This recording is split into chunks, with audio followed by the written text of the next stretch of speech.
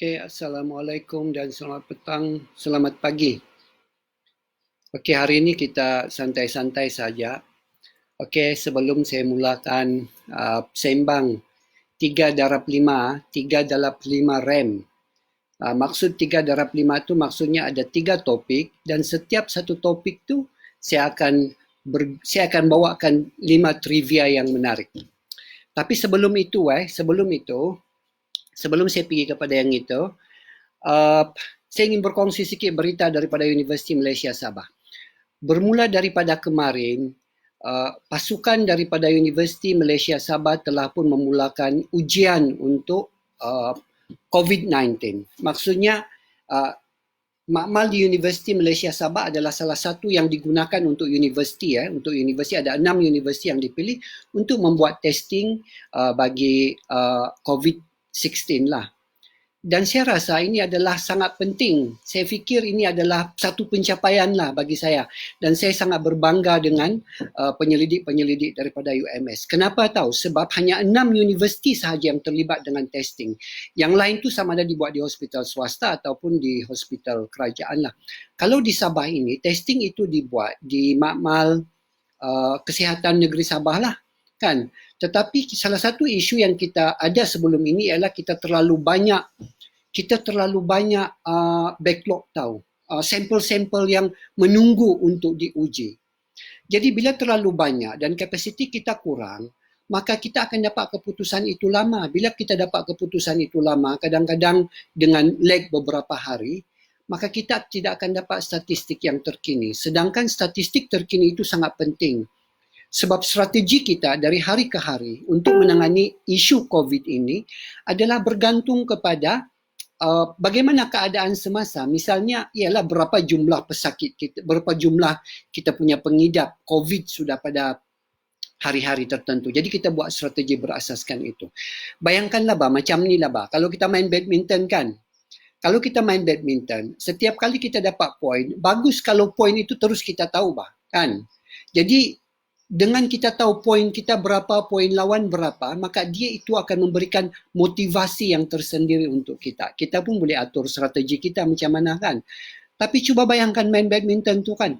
Setiap 10 minit baru kita tahu skor dia berapa. Jadi 10 minit tu kan kita main lah kan. Kita tidak tahu skor dia berapa. Sama ada kita leading kah atau pihak lawan leading kah.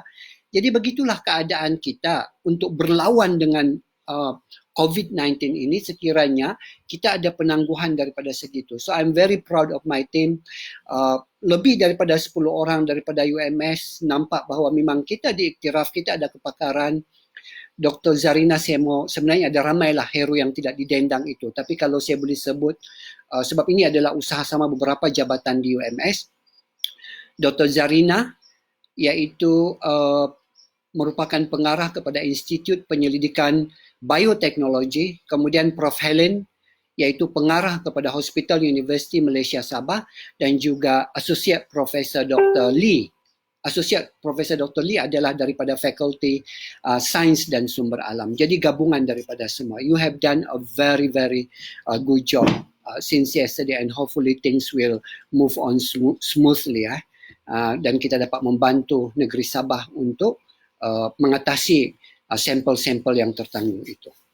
Dan yang kedua, sebelum saya mula tu, saya juga adalah seorang lagi pensyarah daripada UMS, Dr. Juri Fu.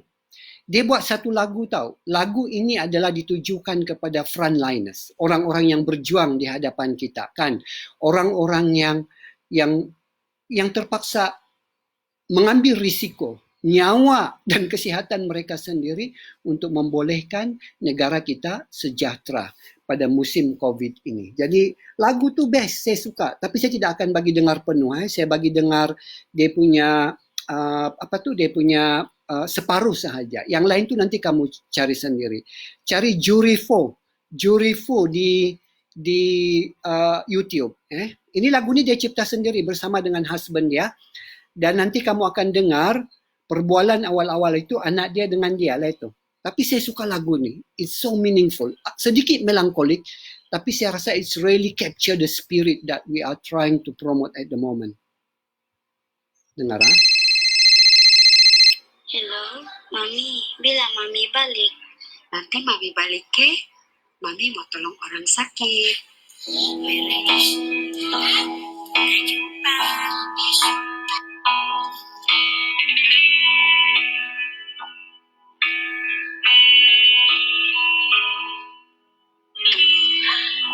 Dengarkanlah doa kami dan berikanlah keredoanmu. Air mata kesakitan kan bepergian, membuka mata hati kami, kehidupan tak mudah tanpa peduli.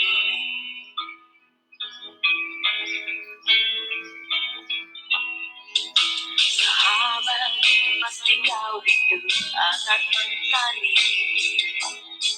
Titik hujan jatuh di pipimu, menikmati embusan bayu yang Bestkan lagu dia sangat menyentuh jiwa. Cukuplah saya bagi bunga-bunga saja. Nanti saya mau kasih promo saja ni.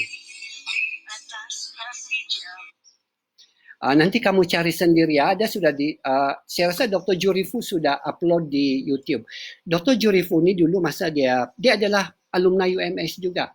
Dan saya mengajar dia masa dia first degree lah. Saya adalah penyelia kepada tesis sarjana muda beliau. Bidang kepakaran dia adalah dalam bidang biogeografi. Tapi tengok, music. Boleh buat lagu kan dan boleh menyanyi juga. Suara dia sedap. Jadi sebenarnya poin saya di sini adalah dalam keadaan kita sekarang ini, kita berdepan dengan pergelutan, krisis pandemik yang sangat besar begini kan. Macam-macam, walaupun kita semua dikurung dalam rumah, kan, tetapi ada macam-macam yang kita boleh buat untuk memberikan inspirasi positif kepada seluruh negara, kan. Jadi janganlah kita buat benda yang bukan-bukan, mengkritik saja, semua laba mau dikritik. Mengkritik tu boleh, saya rasa mengkritik adalah satu cara untuk kita membina dan ni. Tapi kalau lebih-lebih sangat mengecam, kan, semua pun tidak betul, jadi itu akan melemahkan semangat orang-orang yang sedang berusaha untuk menangani masalah ini. Lebih baik kita berkongsi hal-hal yang positif, kan. Baik, sekarang ini kita pergi kepada acara sebenar, iaitu Sembang 3x5 Rem Dambol.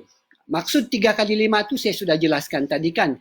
3 topik yang saya akan pilih dalam setiap segmen dan dalam setiap topik itu saya akan bawakan 5 trivia ataupun info-info yang mungkin kita tidak pernah tahu atau kita rasa mungkin kita tahu tapi kita tidak tahu secara mendalam kan. Jadi kongsi-kongsi saja. So 3 topik saya pada hari ini ialah saya akan bercakap tentang satu klimatologi mestilah kan, sebab itu adalah bidang kepakaran saya. Yang kedua adalah influencer.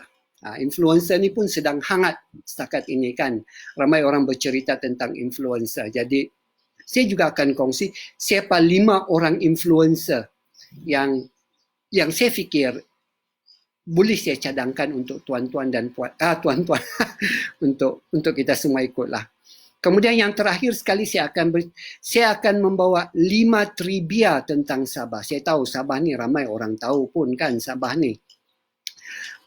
Tapi mungkin ada beberapa perkara yang berkaitan dengan kebudayaan, bahasa dia, tempat-tempat menarik yang mungkin jarang kita dengar sebelum ini. Okay.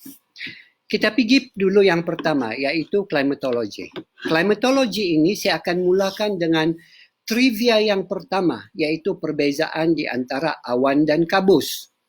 Kenapa saya mau buat perbezaan antara awan dan kabus ini? Sebab baru-baru ini, beberapa minggu dululah, siapa yang biasa mengikuti ML Studio, dia ada banyak video-video menarik tahu disampaikan oleh anak-anak muda. Saya suka, saya selalu tengok, dia ada macam-macam. Tapi ada satu hari itu, mereka telah keluarkan satu video, ada seorang ustazah, dia bercerita tentang kenapa awan di Cameron Highland itu semakin rendah. Itu tajuk dia. So, dia bagi tahulah. Jadi saya komenlah di bawah itu, saya kata penerangan yang saudari bagi ini adalah kurang tepat. Kan? Saya explain lah sikit kan. Bila saya buat begitu kan, tiba-tiba bergaduh pula orang dalam tu. Ada yang mencemu ustazah tu, ada yang mencemu saya, kan. Sedangkan tujuan saya bukannya mencemooh ustazah itu. Pada saya itu adalah satu perkongsian yang menarik. Baguslah kan ada orang mau berkongsi tentang ilmu-ilmu baru. Yang saya nyatakan di situ, saya kata kurang tepat. Bukan tidak betul, bukan fakta itu salah, tapi kurang tepat. Dan tujuan saya memberi komen begitu ialah supaya pelajar-pelajar yang mengambil bidang klimatologi atau sains atmosfera, dia faham bahawa itu hanyalah perkongsian casual. Itu adalah pandangan orang layman berkongsi tentang hal yang berkaitan dengan awan. Tetapi kamu tidak boleh menggunakan informasi itu untuk hal-hal yang berkaitan dengan akademik, kan? Jadi ramailah pula orang mencabar saya di situ. Kalau kamu pandai sangat, bagilah buat pula video kamu untuk menerangkan keadaan yang sebenar. Malas saya mau melayan. That is not my level lah. Bukan saya datang di situ to prove myself, kan? I just want to be part of, apa orang kata, this is a growing people who want to share about something. So saya tidak rasa saya mengkritik itu atau mencemooh. It is just a normal comment for me. Saya rasa itu membina. Saya tidak balaslah di sana. Tapi kalau mau tahu sebenar-benarnya, mari saya bezakan di antara awan dengan kabus. Sebenarnya apa yang Ustazah cakap di dalam video ML Studio itu adalah kabus. Memanglah kabus ini kan, jadi kita tidak boleh samakan dengan awan sebab pembentukan antara kabus dengan awan ini berbeza. Awan ini ada macam-macam jenis kan, cumulus nimbus, strato, lepas tu alto cumulus, macam-macam lah awan ini kan. Tetapi kalau kabus tu is just kabus lah kan. Dia berbentuk, awan ini terbentuk apabila wap air yang ada di permukaan bumi ini diolak naik ke atas sebab permukaan bumi itu panas. Jadi dia diolak naik ke atas. Dia masa itu adalah dalam bentuk wap ataupun dalam bentuk gas. Jadi dia naik udara tu naik ke atas kan. Sampai di atas, udara di sana adalah sejuk. Bila dia sejuk, maka dia terpeluap. Bila dia telah terpeluap, maka dia menjadilah awan. Bergantung kepada di mana dia terpeluap, ketinggian-ketinggian tertentu dan bagaimana kuantiti air itu, maka itu akan memberikan jenis-jenis awan yang tertentu. Misalnya kalau awan cumulus nimbus tu pada ketinggian-ketinggian tertentu dan itu kalau dia hadir dengan banyak banyak wap air kan. Manakala kabus ini pula, dia wap air yang sebab dia macam ni tahu, udara, dimanapun udara itu berada, sama ada di bawah ataupun di atas atau di pertengahan langit, dia tetap mengandungi wap air. Tapi wap air itu kita tidak akan nampak sebab dia dalam bentuk gas. Kecuali apabila dia menjadi sejuk. Bila dia cukup sejuk, maka dia akan terpeluap. Walaupun pada aras yang rendah. Maka itulah kita dapat kabus. Di Kundasang pun memang selalu ada kabus. Bahkan kadang-kadang kabus itu berada di permukaan tanah, kadang-kadang sederhana, kadang-kadang tinggi dan sebagainya.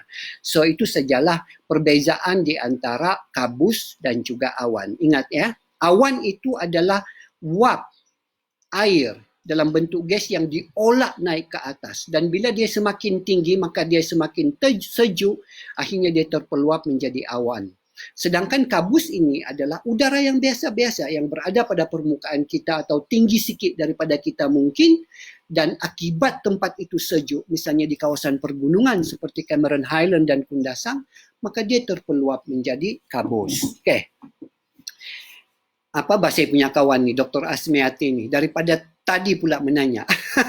Rumput apa pula yang tumbuh di kepala tu? Sebelum saya pergi kepada trivia untuk topik yang pertama ini, seterusnya saya jawab dulu. Ini sebenarnya adalah salah satu headgear bagi komuniti orang asli. Komuniti orang asli di Sungai Merak Sepang. Ya. Dulu saya ada program di sana, khidmat komuniti bersama dengan kementerian. Jadi bila pergi di sana, bila kami datang tu kami dipakaikan yang ini. Jadi saya cantik ni tahu, dia dibuat daripada mengkuang dan sangat halus lah. Kita pakai pun selesa. Jadi dipakai-pakai tu kan. Jadi bila mau balik tu saya bagi tahu, tuan bolehkah di mana saya mau kembalikan topi itu. Dia kata, tidak payah kembalikan. Tradisi kami kalau sudah dipakaikan kepada tetamu, tetamu itu perlu bawa balik. Kan? Lepas tu adalah dia cerita macam-macam tentang simbolik di sebalik penggunaan kepala ini dan diberikan kepada tetamu. So saya sangat suka, sebab saya suka tradisi, saya sangat menghargainya. Jadi ini lama sudah saya tidak pakai, jadi saya rasa untuk sebagai satu penghormatan kepada komuniti orang asli kita, saya pakailah hari ini, biar satu Malaysia nampak. Begitulah. Okay. Trivia saya yang kedua tentang topik klimatologi ini adalah aurora. Saya tahu semua orang tahu aurora. Aurora ini biasanya, aurora ini adalah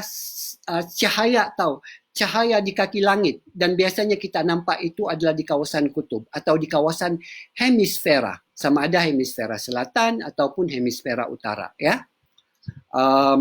Tengok tu Iskandar baru join kan, Iskandar dia baru mau share video ini. Okey, sebelum itu video saya ini dibawa khas oleh Kelab Pena UMS, Kelab Penulisan dan juga alumni UMS yang mempromosikan wacana dan juga penulisan, dan ketuanya adalah Iskandar.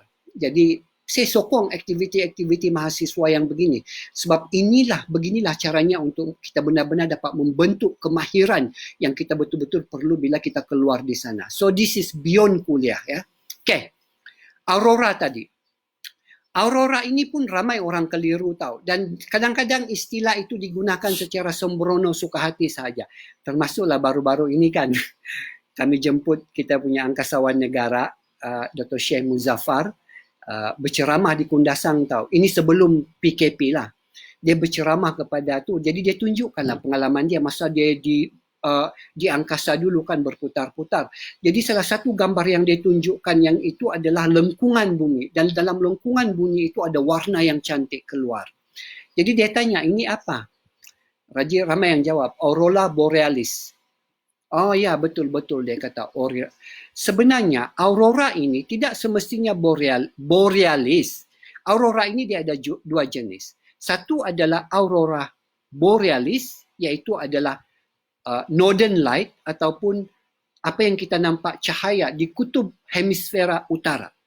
Tapi kalau dia berlaku di hemisfera selatan, maka dia akan jadi southern light. Misalnya di New Zealand atau Australia sebagai contohnya, itu dinamakan sebagai aurora australis. Aurora australis. Susah juga saya mau sebut ni. So bukan semua aurora itu borealis, tetapi kita ni biasalah. Kenapa semua aurora itu kita anggap sebagai borealis? Sebab untuk orang mencari aurora ini, biasanya dia lebih mainstream di kawasan hemisfera selatan. Sebab kita ada negara-negara Skandinavia di sana. Kita ada negara-negara Eropah, negara-negara Amerika Utara di sana. Jadi lebih ramai orang melancong di sana. Sebab itulah, bila aurora saja orang kaitkan dengan aurora borealis. Sedangkan aurora borealis itu adalah northern lights. Sedangkan kalau dia berlaku di hemisfera selatan, dia dipanggil southern lights, iaitu juga dikenali sebagai aurora australis. Ya, okay.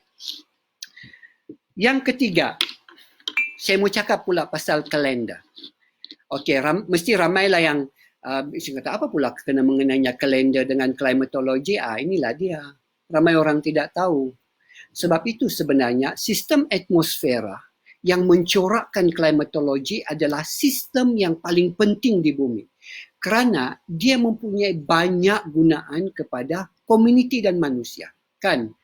Antara yang penting di dalam sistem klimatologi selain daripada menentukan musim dan sebagainya, iaitu juga kalender. So kalender kita ada dua jenis kalender. Satu adalah kalender yang dipanggil sebagai kalender Asamsyiah. Saya tahu itu adalah istilah Arab, tetapi sebenarnya dia bukan hanya digunakan dalam konteks Arab, tetapi dia telah pun menjadi satu istilah yang global, digunakan dalam konteks ilmu bila membincangkan tentang konsep kalender.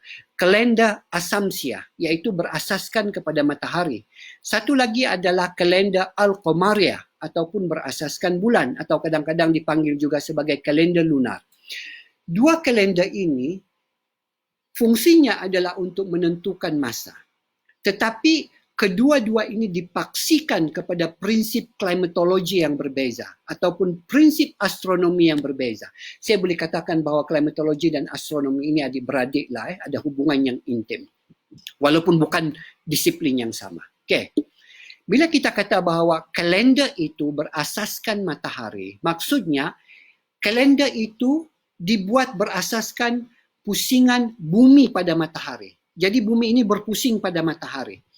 Jadi dalam setahun, bumi kita berpusing. Untuk melengkapkan satu pusingan matahari, bumi ini, dia memerlukan 363 1/4 hari. Kan? Jadi kalau dibundarkan, bolehlah dikatakan sebagai 34 hari lah. 364 hari. Jadi kalender itu adalah berpaksi kepada itu. Jadi bumi ini mengelilingi matahari, bila dia sudah lengkap, maka dia cukuplah 1 tahun. Jadi itu adalah 1 tahun, maka dia bahagikan pula kepada 12 bulan yang berbeza. Dan setiap 12 bulan itu kan dia bahagikanlah ikut jumlah hari yang hampir sama ataupun sedikit lebih. Sebab mencukupkan 365 itu kan. Tetapi dia adalah berasaskan kepada matahari. Sebab itulah kalender Asamsyah ataupun kalender Masihi, salah satu contoh kalender Asamsyah adalah kalender Masihi ataupun kalender Gregorian. Yang kita biasa pakai inilah, yang kita pakai ini. Misalnya kita tarikhkan pada hari ini adalah 11 hari bulan April. Itu adalah kalender.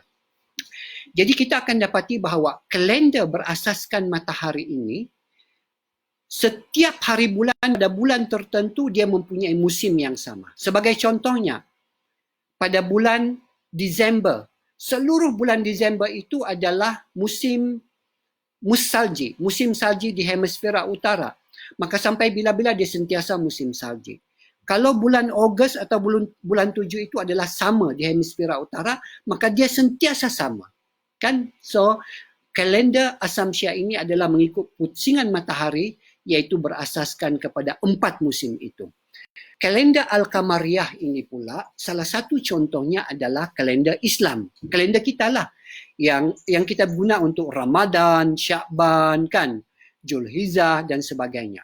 Yang ini pula, dia tidak ditentukan oleh musim. Sebab itulah Ramadan jatuh pada musim yang berbeza-beza. Kadang-kadang jatuh musim winter, kadang-kadang jatuh musim summer. Siapa yang duduk di hemisfera, macam kita di Khatulistiwa, kita tidak ada masalah Ramadan itu jatuh musim apapun sebab kita tidak ada 4 musim. Tetapi kalau di hemisfera utara atau di hemisfera selatan, kalau dia jatuh pada musim summer, menangislah kan, sebab siang sangat panjang. Tapi kalau musim winter pula, dia jatuh pada musim winter, seronok lah. Sebab dia sangat pendek. Saya dulu, Alhamdulillah, masa saya di UK dulu, saya punya 5 tahun saya berpuasa di sana, semua jatuh pada musim autumn dan juga musim winter. Jadi dia pendek lah, tidak panjang. Pada winter puncak tu ada sekali tu masa saya tahun akhir kalau saya tidak silap, saya bangun subuh masuk pukul 9, lepas tu maghrib masuk pukul 3. Jadi seronok lah kan kalau hujung minggu kan. Bangun-bangun tiba-tiba sudah berbuka puasa. So okay. Tetapi apa yang ditentukan, apa yang constant, kalau saya kata tadi dalam kalender Asamsyah atau Masihi, yang constant dia adalah musim, 4 musim itu. Tapi dalam kalender Al-Qamariyah atau kalender Luna ini, yang constant dia adalah hari. Maksudnya, hari dalam bulan itu. Kita akan dapati bahawa setiap awal bulan dalam kalender bulan ini, dalam kalender Al-Qamariyah ini, bermula dengan anak bulan, dia kecil. Dan setiap 15 hari bulan, kita akan dapat bulan penuh. Sebab itu di tengah-tengah. Dan pasang surut juga adalah ditentukan oleh bulan. Jadi kalau kita mau tahu tentang pasang surut, kita mau arif supaya kita tiba-tiba nanti kita pergi main di pantai, tiba-tiba kita terperangkap dalam pasang surut laut, lepas tu hanyut dan mati. Jadi kita tengok kalender Islam, Al-Qamariyah. Sebab itu adalah sinonim dengan ni. Dia akan ikutkan tu mengikut kalender bulan, jadi dia akan beri pasang surut itu dengan lebih tepat. Tapi kalau kita mau tahu tentang monsun, musim hujan kah, musim salji kah, apa dan sebagainya, kita guna kalender Asamsyah ataupun kalender Masih berasaskan matahari. Sebab itu akan memberikan aspek yang lebih tepat. Okey. Alamak, baru 3 rupanya. Baru 1 topik dan baru 3 trivia. Ada 2 lagi trivia untuk topik ini. Okey, saya mau cakap ini, saya mau buat ringkas saja kan. Sebab saya tidak mau mengajar klimatologi di sini. Saya cuma berkongsi tentang klimatologi, tetapi hal-hal yang berkaitan dengan yang mudahlah, yang sesuai untuk kita layman semua. Okey. Satu lagi adalah monsun dan juga El Nino. Ini pun selalu orang pun tanyakan, sebenarnya apa bah monsun ni? Apa bah El Nino ini? Ini pun ada beberapa salah tanggap ya. Misalnya, kalau tempat kita di Malaysia ini hanya ada 2 sahaja tenaga penting yang mencorakkan kita punya iklim dan juga cuaca. Bukan tidak ada tenaga-tenaga yang lain, ada, tapi saya kata yang paling penting. Satu adalah monsun, satu adalah El Nino. Dan kedua-dua ini mempunyai 2 faza yang berlawanan. Kalau monsun, kita ada monsun kering, kita ada monsun basah. Kalau El Nino pula, kita ada El Nino, kita ada La Nina, kan? Tetapi pemahaman kita tentang sama ada El Nino itu panas, La Nina itu hujan, ataupun monsun barat daya itu adalah kering, monsun timur laut itu adalah basah, itu sebenarnya adalah berpaksi kepada situasi di Malaysia. Kita semua faham, El Nino ini ada musim kemarau. Kalau orang sebut saja El Nino, musim kemarau. Kalau orang sebut saja La Nina, La Nina ni ya, La Nina. Jadi La Nina ni mesti akan banjir, hujan lebat dan sebagainya. Sama juga, kalau kita kata monsun barat daya, kita tahu itu adalah kering. Kalau monsun timur laut, banjir lah ini kalau monsun timur laut. Tapi mesti ingat ya, itu hanya relevan untuk di Malaysia sahaja. Di tempat-tempat lain di dunia itu, kesannya adalah terbalik. Misalnya, di Amerika Selatan, La Nina adalah musim panas. El Nino adalah musim yang basah. Penuh dengan air. Sama juga, kalau di India, monsun barat daya itu masa itulah hujan mencanak-canak. Air banyak, masa itulah musim menanam. Tapi pada monsun timur laut, itulah musim kering. Mesti kamu tanya, kenapa pula macam tu? Sebab pergerakan klimatologi ini adalah berasaskan kepada pergerakan atmosfera. Jadi, tempat-tempat ini berada pada geografi yang berbeza. Jadi disebabkan mereka berada pada geografi yang berbeza, maka bila udara itu bergerak, bergantung kepada dari mana udara itu bergerak, apa yang dia limpas atau lalui, maka itu akan menentukan sama ada panas ataupun sejuk. Sama ada dia ada musim kemarau ataupun musim hujan, kan? Macam kita di Malaysia, monsun timur laut membawa hujan yang banyak, musim hujan. Sebab sebelum angin monsun timur laut itu sampai ke Malaysia, dia melalui Laut Cina Utara dan Laut Cina Selatan. Jadi dia bawa banyak air daripada laut itu, kan? Tetapi di India, monsun timur laut itu, dia limpas dulu di banjaran Himalaya. Itu adalah kawasan bukan laut, itu adalah kawasan tanah. Jadi dia tidak dapat membawa air, jadi dia kering. Jadi bila sampai di India, dia adalah kering, dia membawa musim kemarau. Tetapi monsun barat daya pula di India, sebelum sampai ke India, dia melalui Lautan Hindi. Lautan Hindi itu ada banyak air kan, dia bawa. Jadi panas lah. Jadi dia membawa hujan yang banyak lah. Tapi kita pula, monsun barat daya, sebelum sampai ke tempat kita, angin itu melalui benua Australia. Lepas tu melalui kepulauan Indonesia. Jadi hujan itu telah ditarik oleh kepulauan-kepulauan ini. Jadi bila sampai kepada kita, itu adalah monsun yang sudah kering. Okey, habis yang itu Now, yang last kali. Yang ini kontroversi sikit. Yang last kali.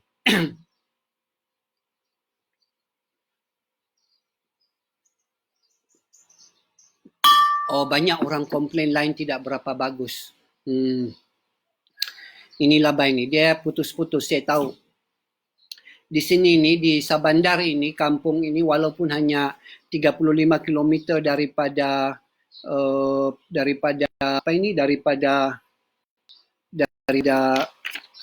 KK, tapi itulah kadang-kadang masalah dia itu masalah ni.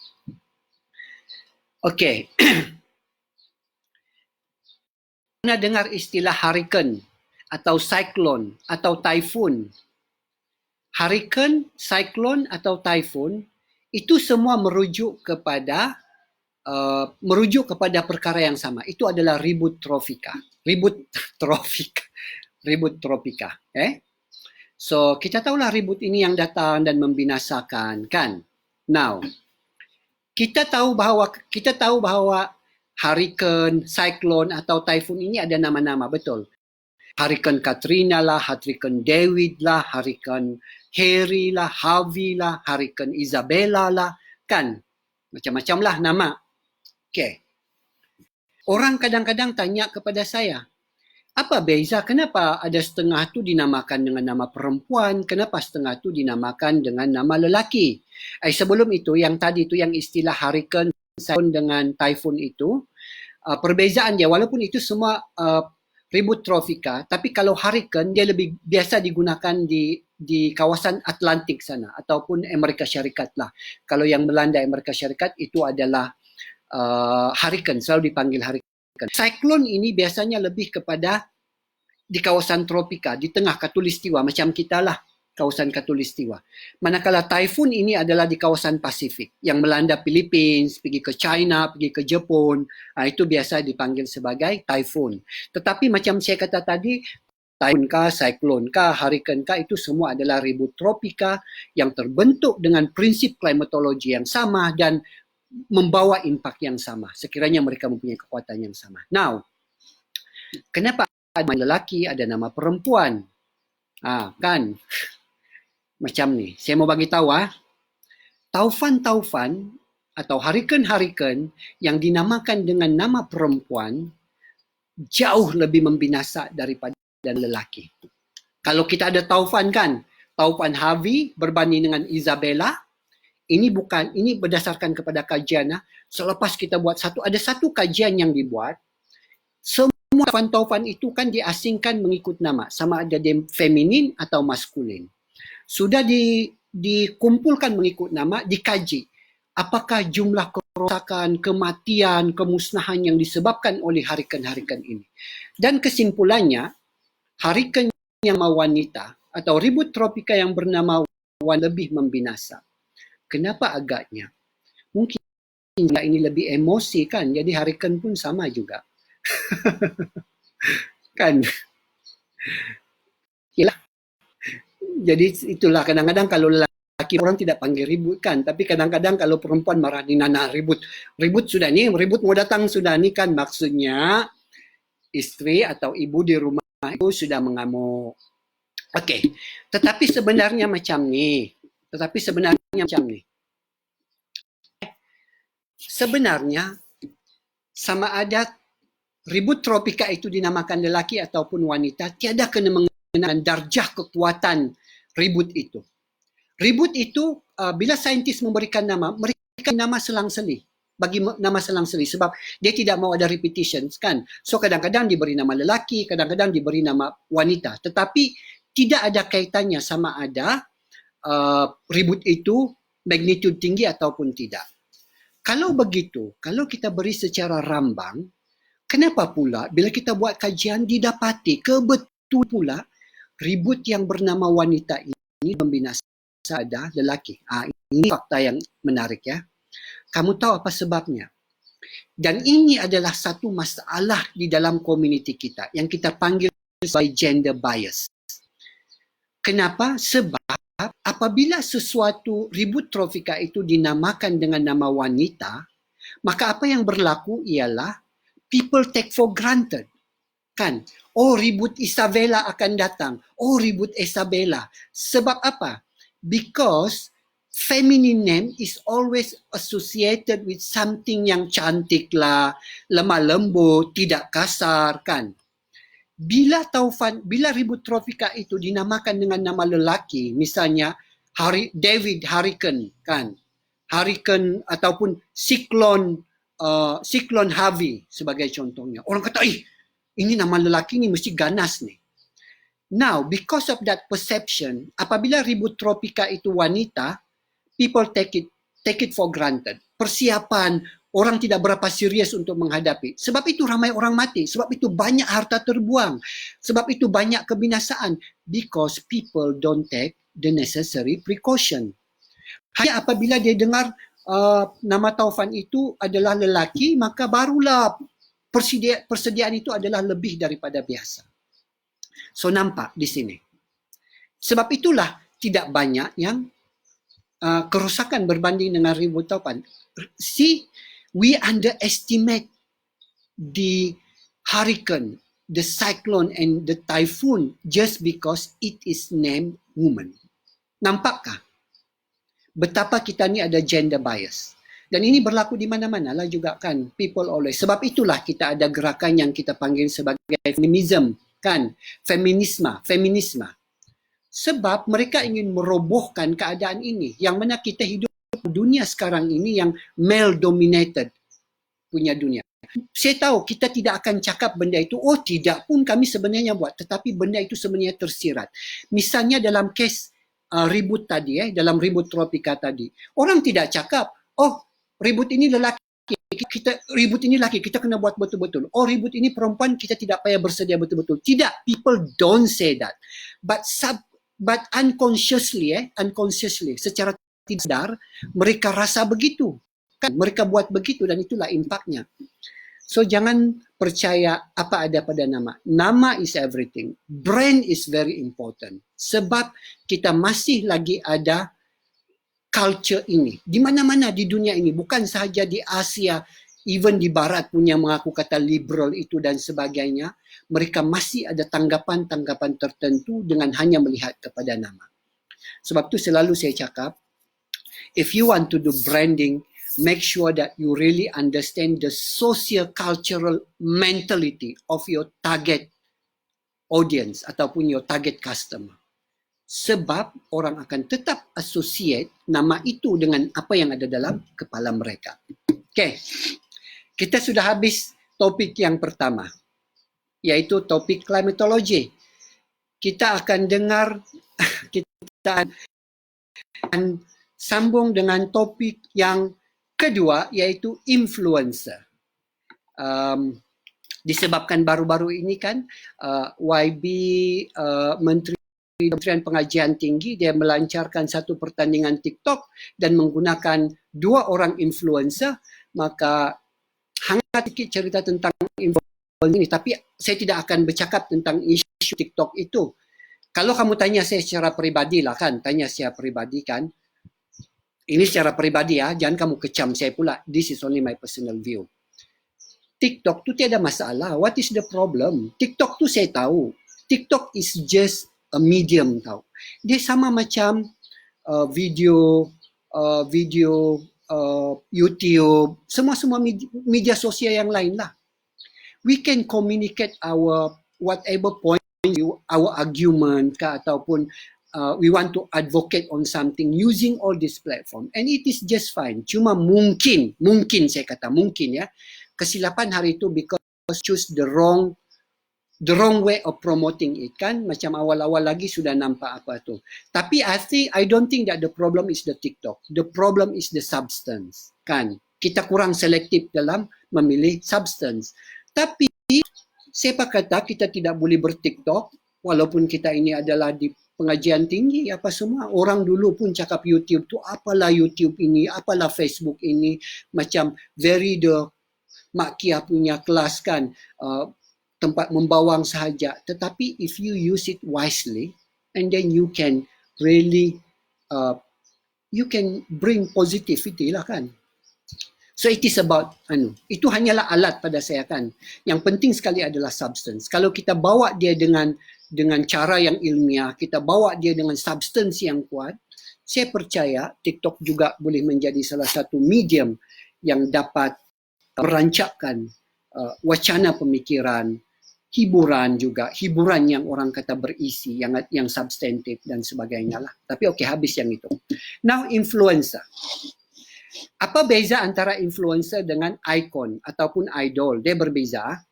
Icon atau idol ini biasanya adalah orang yang di mainstream tahu. Mereka telah membuktikan merit mereka dalam bidang tertentu. Sama ada daripada segi profesionalism ataupun dari segi pencapaian-pencapaian tertentu. Tetapi dalam mainstream, sama ada mereka itu adalah artis, sama ada mereka itu adalah scientist, sama ada mereka itu adalah politician, sama ada mereka itu usahawan, mereka boleh menjadi icon dan mereka boleh menjadi idol. Influencer ini istilah baru Influencer ini adalah merujuk kepada trendsetter tahu. Mereka ini adalah biasa-biasa tetapi they can influence people. Mereka ini bukan artis, mereka ini bukan ikon, mereka ini bukan idol. Tapi mereka ini mempunyai kuasa untuk mempengaruhi orang dengan trending punya isu-isu semasa kan. Sebab itu mereka dipanggil orang yang boleh memberi pengaruh kan. Now, siapa pilihan saya untuk influencer di Malaysia? Kalau kamu ingin inilah. Ini. Sebenarnya saya ada banyak influencer di Malaysia yang saya kagum, saya suka mengikuti perkongsian mereka sebab pada saya bukan sahaja memberi hiburan, kadang-kadang mereka memberi inspirasi, kadang-kadang mereka memberi ilmu dan macam-macam. Sebenarnya media sosial ni kita tidak boleh terlalu serius. Kita kena mix semua. Namanya pun media sosial. Maksudnya media ini adalah yang betul-betul mimik kepada kehidupan sebenar kita dalam sosial yang biasa-biasa, yang mana sosial kita itu adalah kombinasi macam-macam. Kadang-kadang kita mau gila-gila kan, kelakar-kelakar, jenaka-jenaka. Kadang-kadang kita mau serius, kadang-kadang kita mau cakap tentang ilmu yang tinggi, kadang-kadang kita mau cakap tentang benda-benda yang macam shallow. Tapi at that point in time kan, mood kita memang ke arah itu, and we really need that kan. So itu adalah media sosial. So, mari saya kongsi. Yang pertama sekali yang saya suka ialah Ngek Sai Ami. Ngek Sai Ami ini, dia ada Facebook. Ngek Sai Ami. Ngeksaarmi. Dia ini adalah orang Sarawak, tapi saya tidak tahu apa dia punya etnik. Mungkin dia, saya tidak tahu bidai. Mungkin dia adalah Melayu Sarawak lah, sebab banyak kali juga dia cakap Melayu Sarawak di sana. Saya suka Ngek Sai Ami ini. Tapi kalau saya ini mesti ramai yang mengecam di sana. Saya tahu kamu semua tidak suka orang yang memondan di dalam media sosial. I don't want to judge. For me, itu apa yang kita suka lah. Selagi kita tidak melanggar rukun negara. Saya selalu berpegang kepada selagi kamu melanggar rukun negara, maka kamu buatlah apa yang kamu mau. Kan?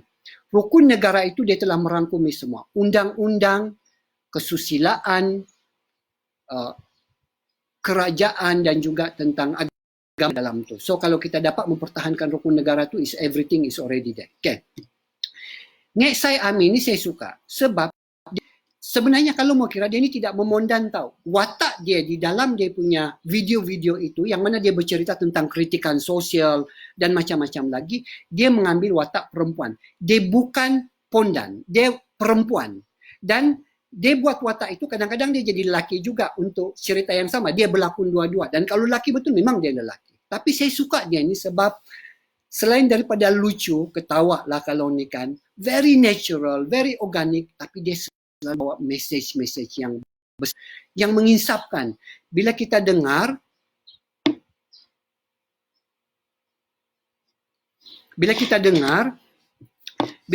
dia punya video-video dia tu kan macam betul juga walaupun benda ni kecil saja tapi actually it is kan, and we can really relate to it sebab cara dia bawa itu is very marhain. So sebab tu saya suka Ngek Sai ni. Saya tahu sekarang ni ada ramai di media masa ni yang mau jadi influencer yang memondan just for the sake of memondan kan. Yang itu macam saya kata tadi, I don't have anything against you, tapi it is not my cup of tea lah kan. Kalau ni saya rasa sebenarnya siapa yang kalau zaman saya dulu 90-an, siapa yang generasi dengan saya. Sebenarnya ada satu segmen di media di TV arus perdana yang dinamakan Jangan Ketawa. Jangan Ketawa tu pelakon dia adalah Di dan Mun. Di dan Mun ini adalah lelaki sebenarnya, tetapi di dalam sitcom itu mereka membawa watak wanita. Dan sebenarnya Di dengan Mun ini they are very intelligent. Kenapa saya tahu intelligent? Sebab kami pernah jemput mereka datang berkongsi pengalaman, berkongsi inspirasi UM. Masa tu saya di UM lah, saya aktivis pelajar. So ada satu program tu dia dijemput oleh college dan kebetulan saya pun pergi menyebuk di sana. Masa tu dia tidak pakailah baju perempuan kan sebab he come as a person, bukan dalam lakonan dia. Dia kata, kenapa kamu bila masuk dalam Jangan Ketawa tu membawa tu, kenapa kamu berpakaian seperti perempuan? Sebab dia kata dia perlu mencipta persona tertentu, alter ego, Sebab apa yang dia buat itu adalah lakonan. Dia ingin menyampaikan message dengan watak orang lain, bukan watak dia. Dia tidak mahu orang associate nanti semua itu dengan dia. Sebab nanti besok dia pergi kenduri pun orang ingat, kamu ini kan yang jangan ketawa, dia pergi di sana. Ataupun bila dia datang untuk ceramah yang tentang ilmiah di Institut Pengajian Tinggi pun orang kata, ini yang jangan ketawa kan. So people wouldn't take him seriously. That is why he needs to create a alter ego ataupun seolah-olah macam kembar lah yang persona, watak saja tu. Lepas tu saya tanya, kalau mau buat watak-watak macam tu, kamu lelaki, kenapa tidak buat lelaki? Buat lelaki tua, lelaki gemuk atau apa-apa yang lain daripada kamu. Kenapa mesti wanita? Sebab dia kata, kalau lelaki dan kita lelaki, macam mana pun kita buat watak tu, people always see that as you. Kan, sebab dia ini. So kalau dia kata kalau dia buat perempuan, that is totally different. So saya rasa ada banyak kita punya influencer di sini yang menggunakan teknik yang sama ini dengan begitu berkesan. Mereka bukan semata-mata mau menghiburkan anda dengan proses pemondanan yang ketahuan itu, tetapi mereka menggunakan itu sebagai platform alter ego untuk menyampaikan message. So it can be delivered to you. You can connect to that character better. Macam itulah lebih kurang. So itu adalah Ngek Sai Ami. Kamu tengoklah. Oh saya suka. Serius saya suka. Dia bahasa Sarawak tu pun saya suka. Sebab nanti dia bagi subtitle kan. Okay. Yang kedua adalah Adam Syamil. Adam Syamil ni orang Sabah. Adam Syamil ini dia banyak di YouTube kalau saya tidak silap. Dia di Facebook dia kurang sikit. YouTube dengan IG. Oh, Adam Syamil ni pun saya suka. Dia juga suka buat parodi. Dia dengan nenek dia kan. Dia buat dengan nenek dia. Kadang-kadang macam lama budu-budu saja badai punya ni. Tetapi memang ada banyak message. Dan saya suka juga dia sebab satu lagi dia authentic, natural. Dan dia juga membawa Sabahan punya flavor in many of his video. Kan. Saya pernah jumpa juga dengan Adam Syamil in person. 2 tahun dulu saya dilantik jadi pengadil untuk Buvanzoy Tawantang. Buvanzoy Tawantang ini adalah versi unduk ngadau tapi untuk lelaki, di mana kita ingin mencari pesona bagi tradisi kadazan dusun lelaki lah. So saya jadi jadi hakim di sana dan dia jadi Adam Syamil ini dia jadi juru acara untuk majlis tu. Oh, I think he is very good. He is very good. Very entertaining. Very informative, tidak lebih-lebih. Lepas tu, you can click, very good. And he speak, of course lah, dia punya English tu is very queen kan, mengalir macam air. Lepas tu, Melayu dia pun, very good. Dia pun very authentic, dia punya bahasa tu. And he also can speak Kadazan. I do not know. I don't think that he can really speak Kadazan naturally lah. Tapi bila yang dia sudah rehearse tu, kalau kita dengar memang nampak macam very natural. Tapi saya tidak rasa dia converse dalam kadazan dusun dalam keadaan biasa-biasa. Tapi saya respect dia sebab dia punya sebutan, mungkin dia belajar kan very, kalau dengar tu kan, memang you are kadazan dusun tulin lah. That is Adam Syamil. Satu lagi influencer, mesti kalau saya sebut influencer ini yang mesti kamu cakap, lain juga dia ni, influencer ini pun dia kagum juga. Tapi tidak tahulah, different things in person kan, kadang-kadang ni. Siapa? Sabahan juga ini pun Sabahan juga. Tumatik. Semua kamu kenalkan Tumatik. Tumatik ini pun dia banyak, Tumatik ini dia popular di Facebook. Tapi dia ada banyak video-video, dia pun video-video lah. Masa mula-mula dulu saya nampak video si Tumatik ini kan viral masuk dalam WhatsApp lah apa semua. Saya pun macam, kenapa bawa orang viral ini? Entah apa yang ketawa ni, macam malu saja saya mau ketawa sebab macam budu-budu tema dia kan, macam yang cakap begitu-begitu kan. Yang kadang-kadang kita tidak tahu, kadang-kadang dia menyanyi lepas tu berguling-guling lah, lepas tu di hujung lah kan. Tetapi satu yang kita tidak boleh nafikan dengan Tumatik ini ialah dia otentik. Bawa apa karakter dia. Dan kita mesti ingat, he is that person. Dia memang itu. dia bawa Grab kan. I mean, kita tidak boleh, macam inilah kan, I'm not trying to undermine si Tumatik tapi takkanlah kita mau expect Tumatik untuk macam, macam pensyarah pula kan, macam pemimpin pula, sebab that is not the shoes that he is wearing kan. So pada saya dia sangat inspirasi. Sebab bila saya tengok dia dan makin ramai orang share-share kan, lama-lama saya terfikirkan, this is just an ordinary guy kan.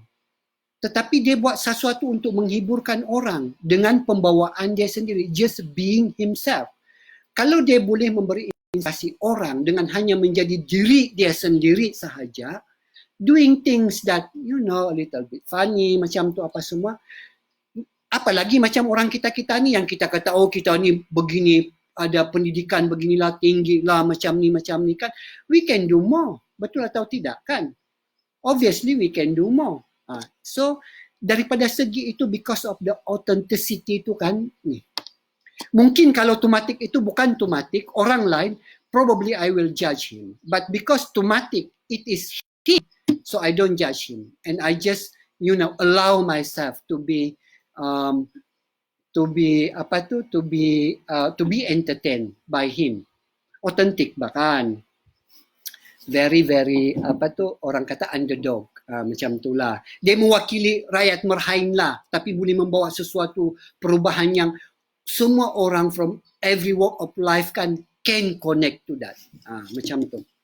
Now, yang nombor 4 ini. Yang nombor 4 ini dia tidak suka buat video ni, tidak ada banyak video ni. Walaupun kadang-kadang di Facebook dia buat live macam yang saya buat sekarang inilah kan, tapi tidaklah juga selalu. Okey, ini nama dia adalah Khairul Hakimin Muhammad. Ini kawan saya juga nih, kawan. Sebenarnya Khairul Hakimin Muhammad ni dulu kami sama-sama adalah sezaman bila kami main FB dulu. Dulu saya punya FB tu lebih banyak likes daripada dia. Saya rasa saya lebih influencer daripada dia. Tetapi, sorry kawan-kawan Khairul Hakimin kalau jumpa. Khairul Hakimin Muhammad. Bapa viral kebangsaan.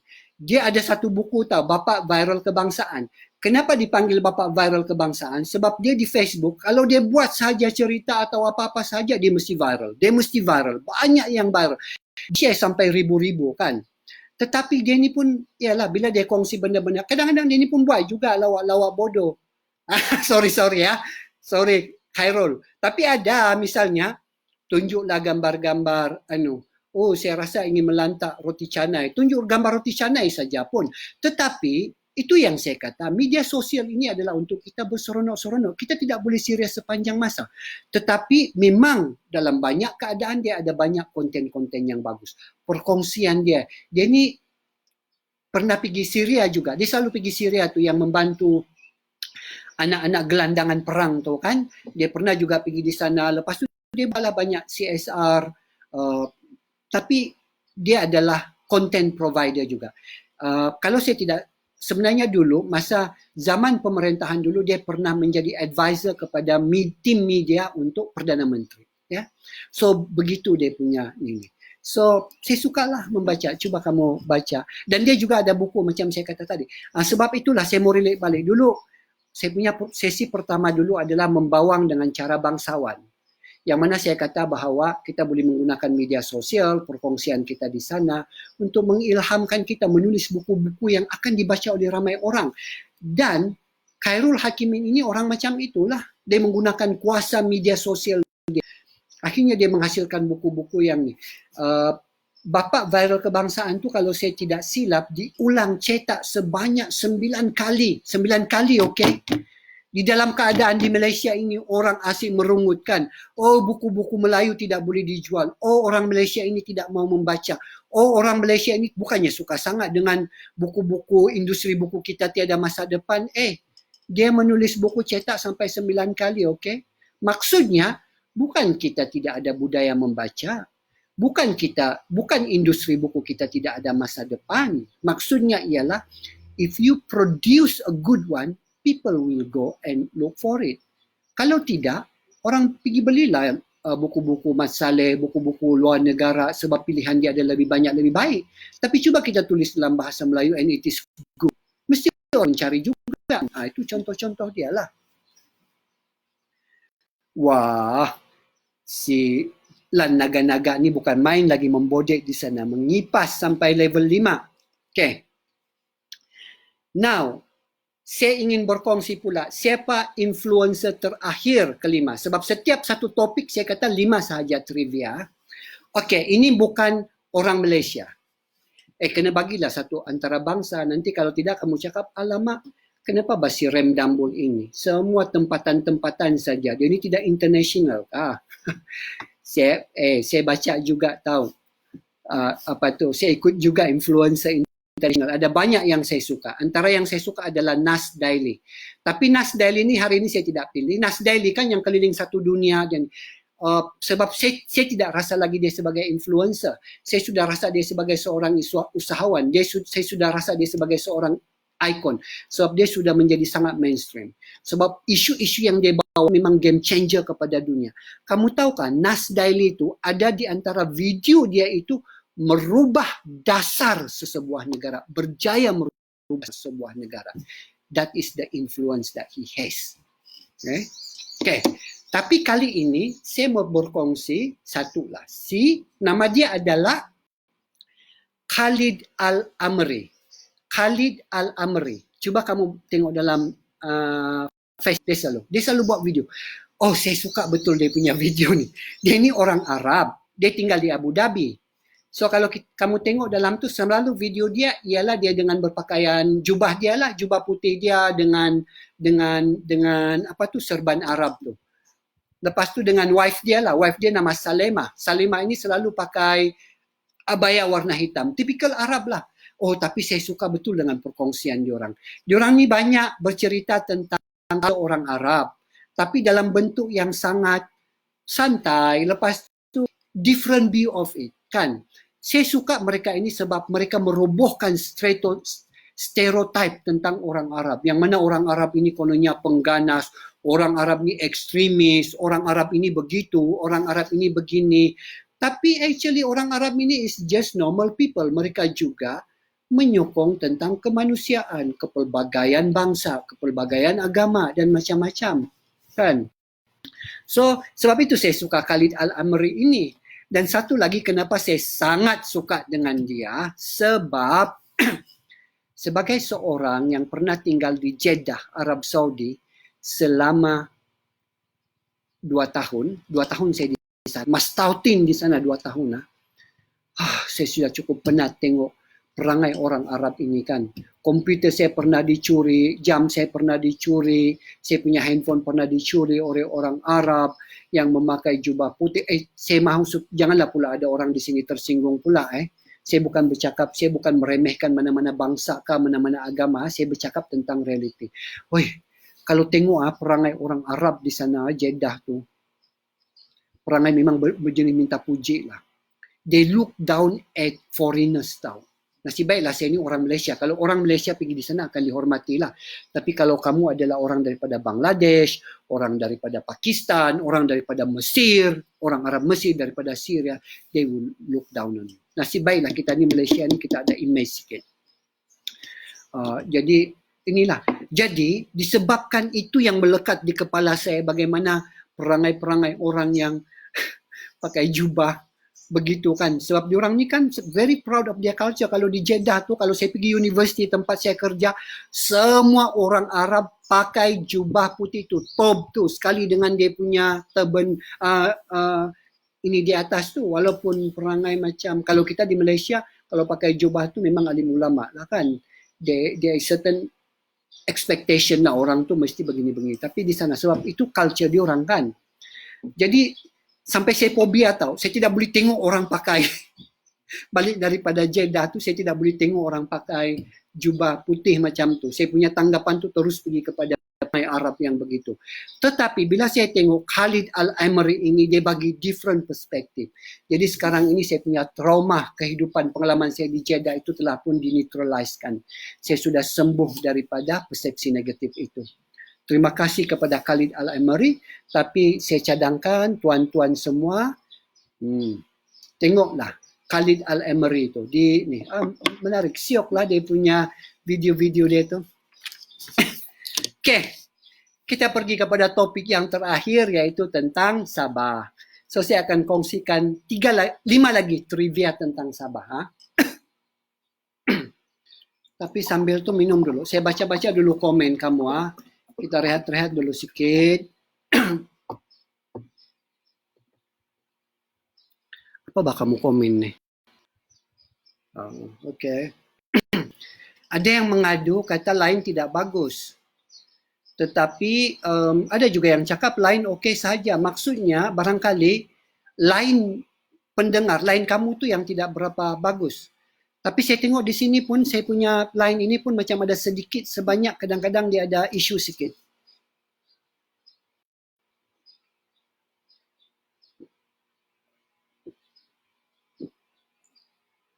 Okey.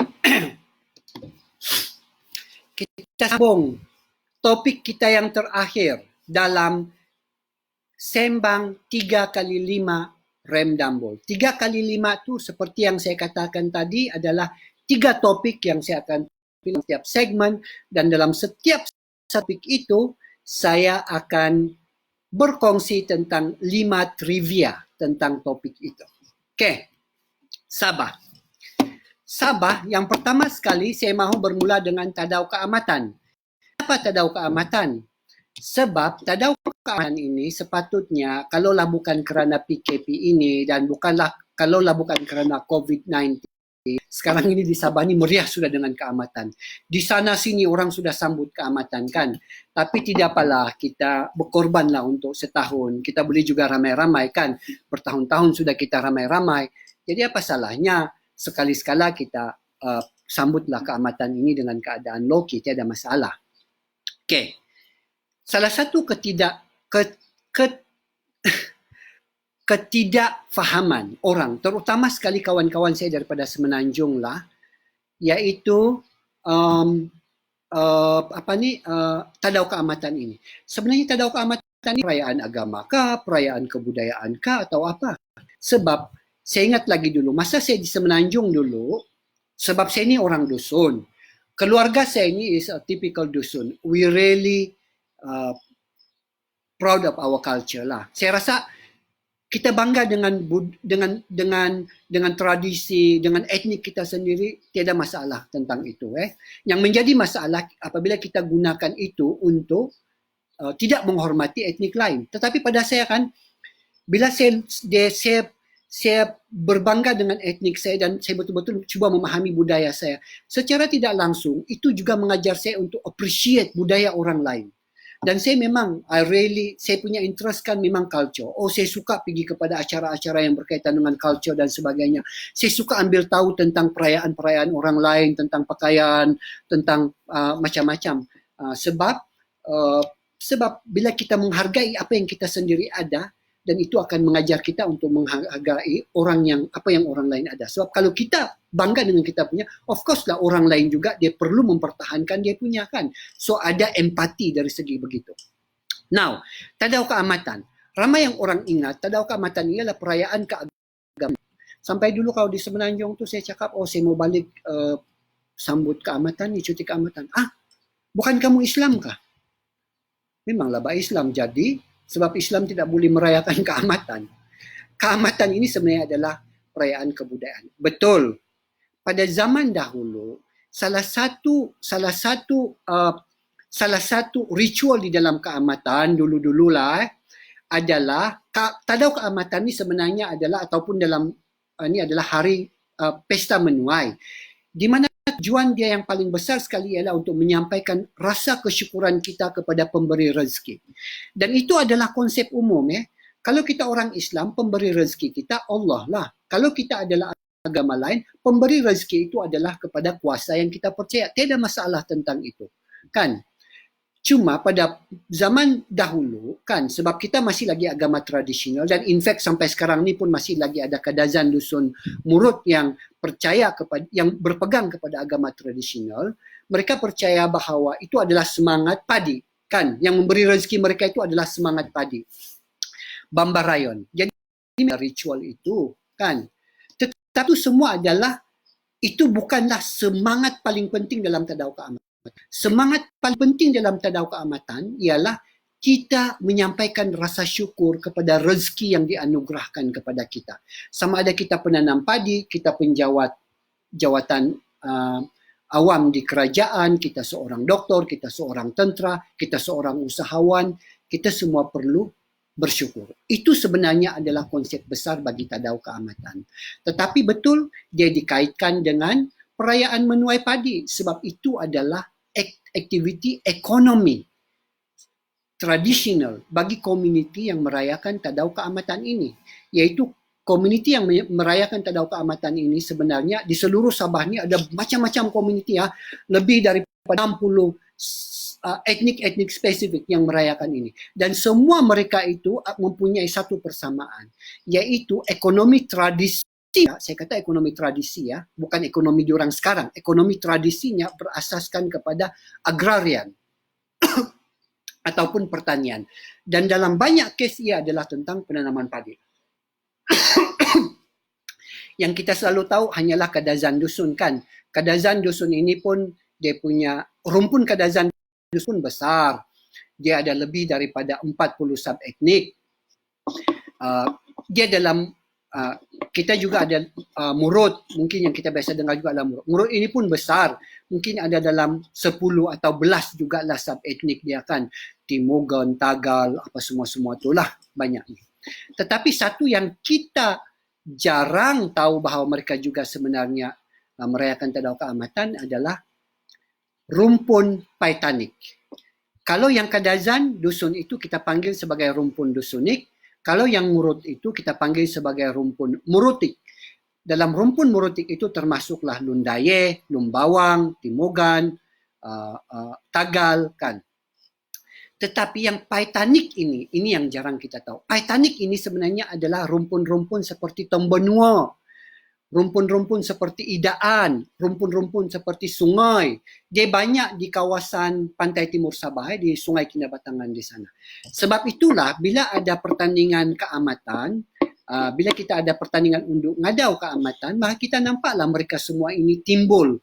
Dan kita nampaklah macam, rupanya orang sungai ini pun juga merayakan keamatan dan rupanya mereka mempunyai pakaian tradisi macam ni kan. Tapi itu pun baru-baru sahaja ini dalam tempoh barangkali dalam 6-7 tahun ke belakang ini yang benda itu mula timbul. Kita nampak bahawa sebenarnya rumpun yang merayakan Tadau Keamatan ini adalah sangat besar, bukan hanya rumpun Dusunik dan Murutik, tetapi juga rumpun Paitanik di pantai timur sana. Sebab dulu acara kita yang paling popular adalah unduk ngadau. Dalam unduk ngadau itu dulu format dia ialah asalkan kamu pakai baju yang berkaitan dengan tradisi Kadazan Murut, maka bolehlah kamu masuk di sana. Walaupun kamu datang daripada 40 daerah. Jadi, pakaian yang paling popular pada masa dulu-dulu adalah pakaian sama ada pakaian pakaian Tanggara yang di Pinampang tu sebab dia memang elegan, ataupun pakaian Dusun Tindal Kota Belud sebab dia ada banyak aksesori, ataupun pakaian Lotud di sini sebab dia ada banyak linangkit itu, corak-corak dia. Jadi tiga pakaian ini adalah popular dan selalu dipakai oleh peserta-peserta di pertandingan unduk ngadau. Memang inilah yang banyak. Jadi orang ingat macam itu saja. Sebab itu dulu saya pernah komen ni. Saya bising di dalam Facebook kan. Saya kata apa guna kita punya Tadau Keamatan kalau dia tidak menghimpunkan seluruh kepelbagaian etnik dalam rumpun Dusunik, dalam rumpun Murutik dan Dusun Paitanik. Saya rasa kita mesti wajibkan semua peserta daripada daerah masing-masing, mereka mesti mewakili pakaian bagi etnik tipikal di tempat itu. Maksudnya etnik, misalnya kalau kita tahu Tuaran adalah Letud kan, Tamparuli kita tahu Dusun Tamparuli lah, ataupun ada juga Dusun Bundut Tamparuli kan. Kalau di Ranau tu adalah Bundu Liwan, sama ada Liwan ataupun Bundu. Jadi dia kena pakai begitulah kan. Di Kudat sebagai misalnya banyak rungus, jadi kena pakailah pakaian rungus. Walaupun mungkin peserta itu tidak semestinya rungus, dia mungkin orang dusun yang berhijrah ke sana, lepas tu dia menang, jadi dia mewakili. Tapi tidak apalah kan, dia bolehlah. Tapi yang penting supaya kita nampak kepelbagaian. Tapi sekarang ni okey sudah, sebab kalau kita nampak sekarang ini, kalau kita pergi tengok kepada pertandingan unduk ngadau tu, maka kita akan nampak kepelbagaian 40 pakaian tradisi daripada pelbagai rumpun etnik di seluruh Sabah yang memberikan keamatan. Itu tadau keamatan ni. Okey. Itu baru satu trivia. Sebenarnya poin saya sikit saja untuk tadau keamatan ini saya mau bagi tahu, terutamanya kawan-kawan di Semenanjung, bahawa tadau keamatan itu adalah perayaan kebudayaan. Dia bukan perayaan keagamaan. Jadi janganlah kecam kalau ada orang-orang Kadazan Dusun Murut Paitanik yang Islam tetapi merayakan perayaan ini, sebab itu adalah kebudayaan mereka. Sama juga dengan orang Cina kan. Kadang-kadang kita kecam bila orang Cina Islam contohnya merayakan tahun baru Cina ataupun pakai dia punya baju tradisi dia. Itu bukannya agama, itu adalah kebudayaan. So saya rasa we should always be proud of our culture kan, regardless of what religion is. Okay. Yang kedua adalah kundasang dan bundu Tuhan. Saya tahulah kenapa saya tiba-tiba pilih ini pula sebagai trivia. Tapi selalu orang tanya, kenapa saya rasa isu ini adalah isu yang agak trivia yang menarik untuk saya, sebab saya adalah sebenarnya ibu bapa saya berasal daripada bundu Tuhan, tetapi saya di kundasang dan menjadi orang kundasang. Jadi saya ada dua-dua elemen itu. Tetapi saya selalu ditanya, kundasang dengan bundu Tuhan ini tidak jauh. Dua-dua itu adalah di bawah kaki Gunung Kinabalu. Bundu Tuhan ini dengan kundasang lebih kurang dalam 5 minit tu. Kalau drive tu boleh sampai. Dalam lebih kurang 6-7 kilometer lah. Tetapi yang istimewanya, dua-dua ni orang dusun. Orang kundasang pun dusun, bundu Tuhan pun dusun. Dan dia sangat dekat. Tetapi yang menariknya, fakta yang menariknya ialah orang bundu Tuhan ini, bundu Tuhan di Sekid, majoritinya adalah orang Kristian. Orang kundasang ni, majoritinya orang Islam. Boleh dikatakan seluruh penduduk kundasang, kalau yang tulen di kundasang, adalah orang Islam, 100%. Okay. Kenapa benda ini terjadi? Benda ini terjadi disebabkan oleh gerakan mubalik. Satu mubalik Anglican daripada England, satu lagi adalah mubalik Islam daripada Jawa. Pada masa dahulu, Sabah ini bagi komuniti yang saya kata tadi itu ialah komuniti daripada rumpun Dusunik, rumpun Morotik dan rumpun Painik, sebab mereka berada di pedalaman. Dulu kebanyakan mereka ini adalah Aminism ataupun agama dia adalah tradisional. Mereka tidak menganut agama Abrahamiah. Mereka menganut agama tradisional, iaitu percaya kepada kuasa natural. Jadi mereka ini tidak ada agama. Macam mana mereka mendapat agama? Mereka mendapat agama daripada mubalik-mubalik yang datang di sana. Dan ada dua kelompok mubalik yang penting yang datang ke Sabah masa itu. Satu adalah mubalik Islam dari Jawa, yang kedua adalah mubalik Kristian atau mubalik Anglican daripada England. Jadi bergantung kepada siapa sampai dulu, maka itulah generasi yang akan berada di sana. Jadi mubalik daripada England, mubalik Anglican daripada England ini sampai dulu di bundu Tuhan. Manakala di kundasang itu yang sampai dulu adalah mubalik daripada Jawa. Dan kedua-dua itu telah menukarkan komuniti di situ dengan yang itulah. Dan mubalik ini, saya mau puji kedua-dua mubalik ini. Kenapa mereka dengan mudah menukar agama keseluruhan penduduk di situ. Sebab mereka ini datang bukan dengan mendendang agama itu sebagai utama. Oh, kamu semua ini adalah penyembah-penyembah berhala, pokok penyembah kuasa-kuasa alam ni, berhenti kamu. Itu adalah agama yang sesat. Kamu mesti ikut agama daripada langit ini. Tidak, mereka tidak buat macam itu. Sama ada yang mubalik Anglican ataupun mubalik Jawa tu, bila mereka sampai di tempat masing-masing iaitu kundasang dan bundu Tuhan, apa yang mereka buat ialah mereka ajar penduduk itu dengan teknologi-teknologi yang mereka bawa daripada tempat masing-masing. Yaitu menanam sayur. Macam mana menanam sayur, macam mana mau buat teres kan. Jadi orang ni pun sukalah kan, sebab bukanlah maksudnya orang bunuh Tuhan atau orang kundasang dulu-dulu tu diorang ni langsung tidak reti. Diorang tu pun memang petani abadi kan. Memang diorang sudah lama ada teknologi penanaman yang sendiri. Tetapi baguslah kalau kita ada teknologi yang lain pula digabung jalinkan, so dia memberikan nilai tambah. So itu yang dibuat oleh kedua-dua mubalik ini. Dan akibat daripada keserasian itu, di mana mereka datang untuk membantu, mereka datang untuk sama-sama berasimilasi dengan penduduk itu, maka dengan senang hatinya keseluruhan penduduk di situ menganut agama yang dibawa oleh dua mubalik ini. Tapi yang saya mau tunjukkan itu ialah istimewanya ialah etnik bangsa yang sama, berdekat-dekat sahaja, tapi dua anutan yang sangat berbeza. Satu Kristian, satu Islam. Dan hubungan antara dua-dua ni ialah di Sabah ni kita tahulah agama is just agama kan. Kita semua manusia. Memang tidak apa-apa isu. Kan? Tapi saya mau tunjuk yang itulah. Mungkin kalau di tempat-tempat lain kan apabila dua satu tempat tu mendapat agama yang berbeza antara ada pergeseran dan sebagainya kan. Tapi di Sabah itu tidak pernah berlaku. Di Kundasang sebab itu kan kalau kamu pergi bunuh Tuhan ada ramai orang di sana namanya adalah Anglican. Macam sepupu saya sendiri yang di sana. Nama dia Richard, Clifford, John, Anglican. Sebab datang daripada England kan mubalik. Sedangkan orang-orang di Kundasang, nama dia, contohnya, ini nama sebenar Waidi, Watiman, Suhaimin, kawan saya, Encik Japril, kan. Itu semua adalah nama-nama Jawa kan. Orang pun terkejut. Kamu ni orang Jawa kan? Tidak, kami orang dusun. Cuma namanya adalah Jawa sebab pengaruh daripada mubalik itu kan. Sama juga dengan yang di sana tu, Richard, orang tu bukan orang putih pun, orang dusun juga. Tapi ialah pengaruh daripada mubalik Anglican. Okey, habis. Tentang Kundasang.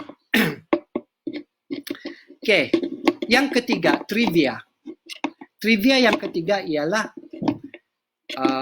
saya tidak tahu macam mana saya mau buat yang ini.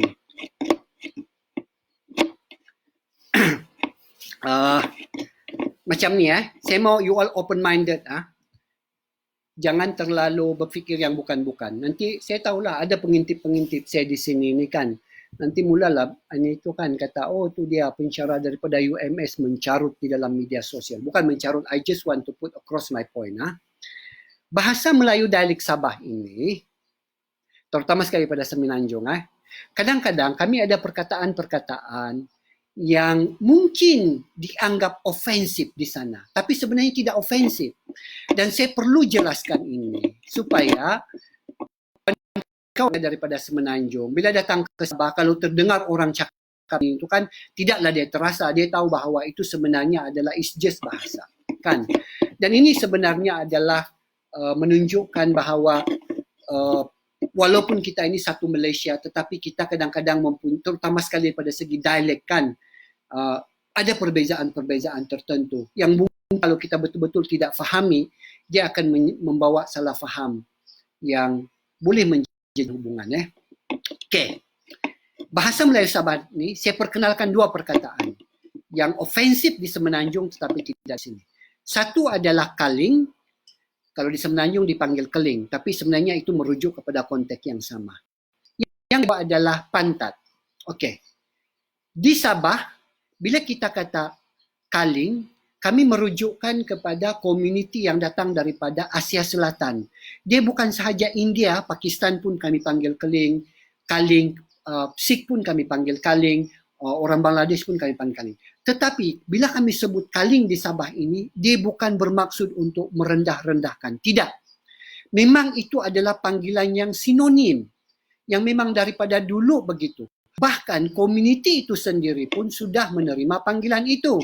Misalnya kalau di Ranawa, kalau saya pergi kedai di Pakistan itu, mencari barang-barang lah kan. Kata, saya mau cari tilam ni. Kamu masih ada tilam kah? Alah, saya dah sudah kami kalau yang single itu kami ada tilam queen sahaja. Nih. Jadi di manalah saya mau dapat tilam tilam single ini? Ada, nanti kamu cari kedai di bawah sana. Kedai yang mana satu? Alah, kedai di sana yang kaling juga punya tu, nampak. Even mereka sendiri pun membahaskan diri mereka sebagai, because it's offensive. It is not, dia bukanlah sesuatu yang ni kan. Kan? So, kalau kita tersebut, walau bagaimanapun, sebab saya ni kan, saya lama juga di Semenanjung, saya memiliki sensitivity, secara terus terang saya cakap di sini, saya sudah lebih daripada 20 tahun tidak menggunakan perkataan itu, walaupun di Sabah. Dan saya menggalakkan generasi baru untuk tidak menggunakan perkataan itu, sebab kita ada perkataan lain yang kita boleh guna, panggillah dia, panggilan nama dia, atau apa salahnya panggil orang Kedah yang berbangsa Pakistan itu, ataupun berbangsa India, ataupun berbangsa Bangladesh kan. Cuma tujuan saya bagi tahu di sini ialah mungkin kalau kita pergi di kampung-kampung, orang-orang tua, mungkin mereka masih lagi menggunakan ini, dan jangan pula ada yang sentap. Sebab saya ingat lagi, dulu masa saya di UM dulu, saya bawa kawan-kawan saya tahu pergi di Sabah, kami naik Gunung Kinabalu. Jadi lepas naik Gunung Kinabalu, kami singgah di rumah. Sebab saya minta saya punya kakak sediakan makanlah. Jadi bila sampai di sana tu, tim saya itu daripada Universiti Melaya itu memanglah campur macam-macam. Kami ada orang Melayu, kami ada orang Cina, orang India. Jadi sambil menunggu makan tu, diorang pun turun naiklah di rumah tu kan, tengok. Saya kata, kamu babah, kamu jalanlah dulu di halaman ini kah, pergi tengok di atas kah, tengok bilik saya kah, apa semua kan. Jadi bila makanan sudah siap, mama saya ni pun sibuklah memanggil. Jadi dia ni pun panggil. Lepas tu, tiba-tiba turunlah 2 orang daripada atas. Jadi mama saya cakap, kawan kamu yang lain tu mana lagi? Lepas tu, makcik kawannya mana lagi? Alah, kawan kamu yang kaling itu, mama saya cakap, kuat lagi itu. Kawan saya yang 2 orang tu macam ni. Kan, terkejut. Jadi lepas tu saya terpaksa jelaskan lah. Saya kata, janganlah kamu rasa sentap pula. Sebab di Sabah memang begitu. Sebutan itu adalah sesuatu, dia tidak bermaksud apa-apa pun, bukan untuk menghina. Okey, perkataan yang kedua adalah pantat. Dalam bahasa Sabah, Melayu Sabah, pantat bermaksud punggung. Dan sebutan itu adalah sebutan yang sangat biasa. Dia tidak membawa sebarang konotasi seksual. Sebab itu, kalau sekolah dulu, cikgu pun cakap, kamu ni kan, jangan kamu nakal-nakal, berlari sana, nanti cikgu pukul pantat kamu. Biasa, common. Kami budak-budak sendiri pun cakap kan, kalau penat sudah bersukan-sukan tu kan, cikgu berhentilah, kami sakit sudah pantat kami ni, balik-balik jatuh kan. I mean it is very ni. Kadang-kadang kan dia juga digunakan untuk bergurau-gurau, sebab misalnya macam kalau kita tidak marah dengan kawan kita kan, kau ini kan pantat kau lah. Maksud dia ialah kamu ni kurang hasam lah, macam tu.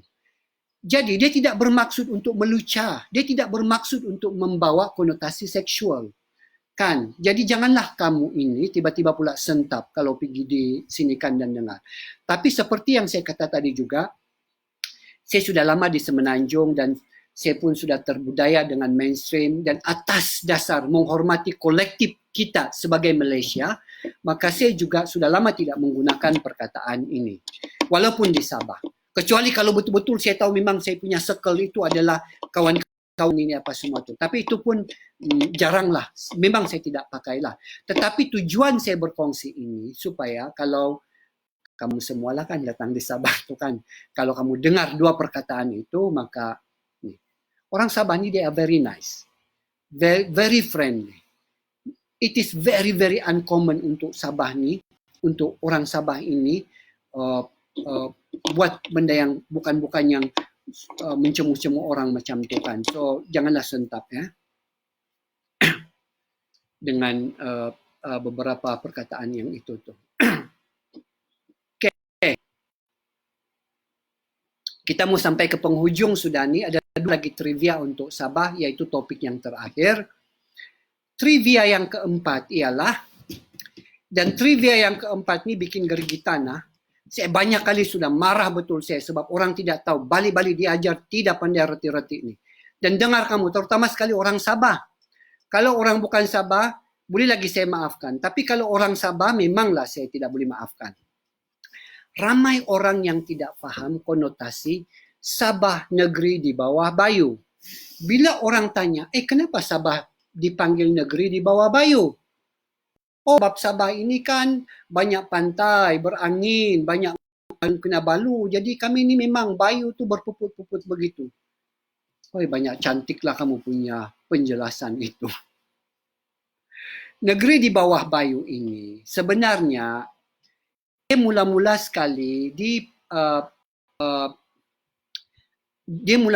diperkenalkan oleh orang putih yang datang di sini dulu. Siapa nama dia tu? Kate. Ni. Saya tahu dia punya surname tu, Kate. Tapi okeylah. Dia ni adalah dulu isteri kepada salah seorang kolonial lah kan datang di sini.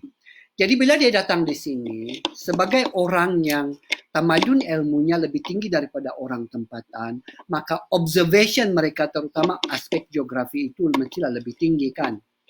So dia tahu bahawa sebenarnya setiap tahun ada satu yang dipanggil sebagai garis taufan yang melanda Filipina dan melanda berlaku setiap tahun kan, atau berlaku pada musim-musim tertentu. Sampai sekarang ini pun kita ada taufan yang merentas Filipina di atas itu kan. Biasanya dia datang daripada lautan Pasifik, arah dekat-dekat dengan Papua di sana. Lepas tu dia merentas, naik pergi ke kawasan China ataupun Taiwan dan dia akan merentas Philippines. Ya, itu adalah ribut tropika, taufan. Jadi, sebab kenapa Sabah dipanggil land below the wind atau negeri di bawah bayu? Sebab kebetulan Sabah berada di bawah garis taufan itu. Garis taufan itu adalah di Filipina sana. Betul-betul merentas tengah Filipina. Jadi kita ada beberapa puluh darjah utara, kita di bawah daripada garisan itu. Kan? Sabah di bawah. Sebab itulah kita dipanggil negeri di bawah bayu. Land below the wind. Jadi angin yang disebut di sana bukannya angin yang bayu yang berpuput kan. Dia sebenarnya merujuk kepada taufan yang besar itu kan. Jadi bila dikatakan dulu tu, bila kita sebut land below the wind dulu tu, maksud dia ialah this is a blessed land because we are not on the wind kan, we are below the wind. Maksudnya kita tidak kena taufan itu kan. It is a blessed land kan. Jadi janganlah pula pandai-pandai mengatakan saya ini dipanggil land negeri di bawah bayu sebab di sini bayu, banyak bayu berpuput-puput. Kami ada pantai yang cantik, kami ada Gunung Kinabalu yang tinggi dan di situlah ada banyak bayu yang ialah yang halus dan bagus kan apa semua tu. Tidak. Dia merujuk kepada taufan. Okey. Selain daripada tapi untuk menunjukkan bahawa Sabah ini sebenarnya dari segi geografinya it is the most blessed land in the world sebab selain daripada Sabah ini negeri di bawah bayu, land below the wind ataupun land below the typhoon itu di atas kita di bawah, we are flirting with the typhoon tapi kita tidak kena. Kita juga adalah negeri di atas api. Kenapa saya kata di atas api? Sebab di bawah Sabah ini, di kawasan kepulauan Indonesia di sana dan juga sampai ke Sulawesi, kan, Makassar, Kepulauan Makassar, adalah penuh dengan apa yang dipanggil sebagai jaringan api. Apa tu dipanggil sebagai apa? Ring of fire, kan? Lintasan api, iaitu gunung berapi, gempa bumi dan sebagainya lah. Selalu berlaku gempa bumi, selalu berlaku letusan gunung berapi dan sebagainya. Dan itu yang dipanggil sebagai lingkaran api, kan? Jadi nampakkah kita Sabah di sini, di bawah kita adalah lingkaran api dan di atas kita adalah lingkaran taufan. Dan kita adalah di tengah-tengah, tersepit di tengah-tengah. Tapi kita tidak kena dengan itu. Jadi menunjukkan betapa we are such a blessed land. We are land below the wind, land above the fire. Kan gitu. So, macam itulah. Itu yang saya mau kongsi. Kenapa tidak puas hati kah? Okay. So, itu adalah penjelasan. Yang terakhir sekali adalah trivia untuk Sabah yang terakhir sekali ini adalah ini yang popular lah. Popular. Kenapa saya kata popular? dataan bah. Okay. Sebenarnya dulu saya bagi tahu lah, Selangor Sabah ni, saya tahu sekarang ni ramai orang suka bah. Bah ini dia sudah setaraf macam jom atau kod daripada Semenanjung Malaysia. Dia telah menjadi national. Sampai orang di Semenanjung pun kalau saya jumpa saja mesti dia cakap bah, bah, bah. Malang sekali berbeza dengan kod ataupun jom tu macam jom kita pergi di sana, jom kita pergi di sana. Oh, hari ini saya tidak mau makan kod. Alamak, siapa yang datang tu yang itu makcik saya kod kan, macam tu kan. Dia mudah untuk digunakan. Saya rasa kod dengan jom ini konteks penggunaannya di seluruh Malaysia adalah lebih tepat. Dia dapat dipelajari dengan mudah. Malangnya bah ini walaupun sudah mengarus perdana nasional masih lagi digunakan dengan kurang tepat. Kenapa? Sebab bah ini berbeza dengan kod atau jom kalau di Johor itu, notasi penggunaannya adalah lebih versatile. Lebih versatile. Kalau yang jom dengan kod ini, konteksnya sangat spesifik. Kita senang untuk belajar. Tapi kalau bah ini, macam-macam lah. Bah ini boleh jadi di awal ayat, boleh jadi di tengah ayat, boleh jadi di hujung ayat. Dia boleh jadi untuk pertanyaan, dia boleh jadi untuk jawapan, dia boleh jadi untuk marah, dia boleh jadi untuk memujuk, dia boleh jadi untuk semua-semualah, sangat versatile. Kan? Sebab itulah saya faham bila orang Semenanjung, saya bangga jugalah. Saya tidaklah mencemooh. Ada setengah orang Sabah ni dia sensitif. Bah itu digunakan dengan konteks yang salah, dia terus tegur. Jangan kamu cakap pandai-pandai bercakap bah. Sebab salah tu penggunaan kamu. Tidak payahlah kita begitu. Sekurang-kurangnya kita bangga because they are trying, kan? Macam, iyalah, diorang suka dengan bahasa kita dan mahu meniru walaupun tidak berapa kena, that is fine, it's okay, kan? Menunjukkan bahawa mereka cuba untuk menghormati kita. Banding dengan zaman saya dulu di sekolah menengah, Sabah ini adalah slang yang, kenapa bahasa Sabah kau ni pekat betul? Susah kau mau jadi pendebat ni, tahu? Sebab kau kena kasih turunkan, you get what I mean? People don't appreciate your difference. I mean your, iyalah. Tapi sekarang ni okey sudah. So bah ini, saya bagi tahu, dia digunakan dengan macam-macam cara. Bah di awal ayat, contoh. Bah, pergilah kamu makan di sana. Ada sudah nasi itu. Bah di hujung ayat. Jangan begitu bah. Katalah orang ni kan balik-balik. Marilah kita pergi makan, marilah kita lari di sini. Saya tidak mau lagi tinggal di sini. Ini bagus. Jangan begitu bah. Atau kalau di tengah-tengah ayat. Pergi bah, turun kamu di sana. Nampak. Tetapi dia boleh digunakan dengan macam-macam, tetapi ini yang selalu salah diguna, selalu salah diguna oleh orang Semenanjung khususnya, orang bukan Sabah. Janganlah gandingkan bah dengan kah. Kalau kamu mau jadikan pertanyaan, dalam kah dengan bah itu tidak boleh berganding. Ini adalah satu kesalahan tata bahasa dialek Sabah yang paling besar dan patut dielakkan. Yang lain-lain tu saya bolehlah terima, tapi yang ini tolonglah jangan lagi buat. Jangan gandingkan kah dengan bah. Misalnya, kamu macam ni contohnya.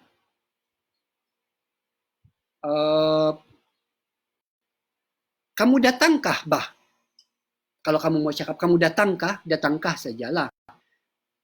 Tidak payah lagi sampai ada bah pula di hujung tu semata-mata mau sabahkan. Tidak kena tu, tidak kena.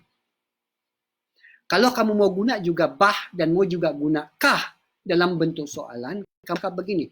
Bah, kamu datangkah? Bah, kamu datangkah? Nampak? Tapi itulah saya kata bahawa bah ini adalah satu identiti Sabah lah yang sangat versatile, sangat versatile, boleh digunakan untuk macam-macam konteks, kan? Boleh letak di hujung ayat, di tengah ayat, ataupun di permulaan ayat, boleh guna untuk marah, boleh guna untuk bertanya, boleh guna untuk menjawab, boleh guna untuk memujuk, guna untuk berkasih sayang, boleh guna untuk bercerai-berai. Dia sangat versatile. Jadi sebab itulah kami memahami kalau orang daripada luar susah untuk menggunakannya dalam konteks yang betul. Sebab kadang-kadang kawan saya yang sudah tinggal di Sabah ini bertahun-tahun pun, slang Sabah dia pun sudah kedengaran macam orang Sabah, tapi penggunaan dia tentang bah tu kadang-kadang boleh tersasar. Jadi untuk orang Sabah sendiri, janganlah bah kamu ni selalu sentapkan kalau orang guna bah itu tidak betul. Disebab keunikan itu, susah tau, versatile. You really need to grow. You really need to bond and grow with Sabah tu, baru benda itu betul-betul boleh merasuk. Kalau tidak, macam susah juga kan. So, begitulah. So, okay. Itu saja perkongsian saya hari ini. Saya ucapkan terima kasih kepada kawan-kawan semua yang ada di sana tu. Mau banyak soalan tu, tapi saya tidak boleh baca. Susah saya mau scroll ni, saya punya di sana tu. Nantilah saya jawab. Lepas habis ini, saya jawablah di dalam tu. Tapi okay, untuk Iskandar, terima kasih saya ucapkan kepada Kelab Penulisan dan Alumni UMS. Siapa yang belum lagi like page ini, mohon like Kelab Pena UMS kalau dalam Facebook. Ketua dia adalah Iskandar. Dan kita mungkin akan adakan pertandingan lah. Sebab nampak macam PKP kita ini makin lama lagi ni. Mungkin selepas extension yang ini pun akan ada lagi extension. Barangkali juga kita akan beraya dalam PKP. Jadi sebab tu saya kata ada yang kita boleh buat secara online lah. Saya apa dengan pelajar-pelajar universiti ini bila kita dalam PKP macam ni. Saya risau mereka ini. Dua sahaja. Untuk kita mendapat kemahiran, ada dua perkara yang kita perlu buat. Satu adalah membaca, satu adalah wacana. Mungkin dalam PKP ini kita boleh membaca. Tapi wacana itu yang saya rasa kurang. Sebab kita tidak boleh lagi jumpa dengan kawan-kawan dan sebagainya. Kita tidak ada kelas tutorial. Jadi sebenarnya wacana ini program-program macam inilah, sebab itu saya sokong Kelab Pena UMS. Sebab this is one of the platform where we can have discourse lah kan. Walaupun hanyalah santai-santai sahaja. Okey. Terima kasih semua. Nanti kita jumpa lagi dalam kesempatan yang lain. Barulah muncul si Rafi. Sini pun adalah di sana. Okey. Gunung Berapi. Okey. Terima kasih semua.